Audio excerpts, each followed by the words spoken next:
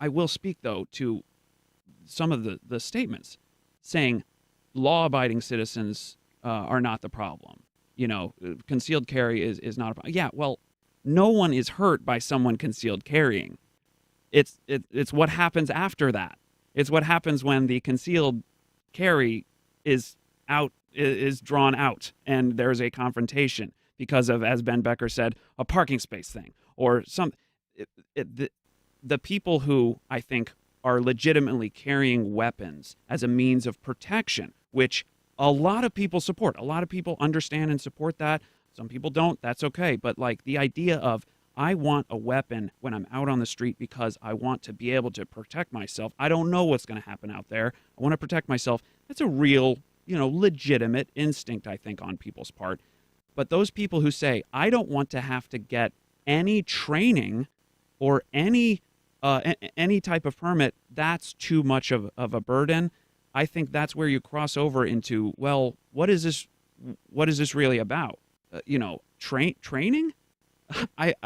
Yeah, as it stands now, if you're a Florida resident, you must complete a training course to receive a concealed carry permit. Eliminating the permit requirement would do away with mandatory training to hold a weapon. My question is, or my thought is that while there appears to be a lot of news coverage about armed citizens defending themselves, I judge those to be anecdotal. What I have not seen is actually empirical research and evidence that suggests that the more armed citizens there are, that there's a reduction in crime. And I'll take my comments off here. Thank you. Thank you. Well, the data shows the opposite, actually. Joe McClain. Right. The study that was in part of my reporting this week, this is from the Johns Hopkins Bloomberg School of Public Health, and this was last year. It found that the average rate of assaults with firearms increased by an average of 9.5%. Now, that data was taken across 36 states that had eased concealed carry laws. Now, that's either outright passing permitless carry or changing language that really weakens the gun laws. So that is 9.5%. And again, I want to say that's assaults with firearms. That's from the Johns Hopkins Bloomberg School of Public Health.